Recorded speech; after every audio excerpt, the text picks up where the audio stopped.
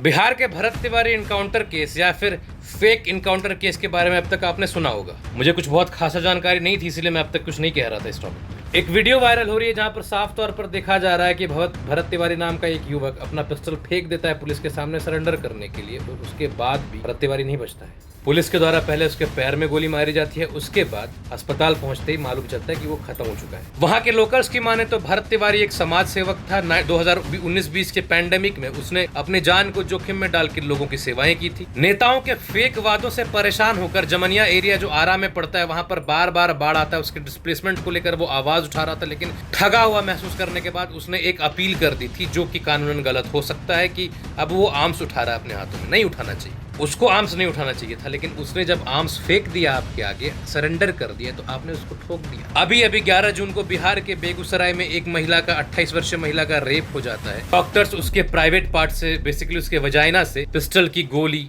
लकड़ी के पार्ट्स, पत्थर के टुकड़े रिकवर किए जाते हैं। वहां के एसएचओ ने रेप और असॉल्ट को कंफर्म किया। 5 लोगों ने मिलकर इस कुकृत्य को अंजाम दिया था। उनका एनकाउंटर होगा भी कि नहीं, कि बचा लोगे उसको? सिस्टम के खिलाफ एक व्यक्ति उठता है, अगर उसकी बातों को नहीं सुना जाता तो चलो आर्म्स उठाना गलत है, मैं मानता हूं, लेकिन उसने आर्म्स फेंक दिया था। उसको अरेस्ट करके, उसको जेल में रख के, उसके मांगों पर विचार करके उसको मुख्य धारा में लाया जा सकता था। जिम्मेदारी कौन लेगा? बिहार पुलिस, आप डिसाइड करो। सम्राट चौधरी जी, मुख्यमंत्री जी, क्या भरत तिवारी इतना बड़ा गुनहगार था?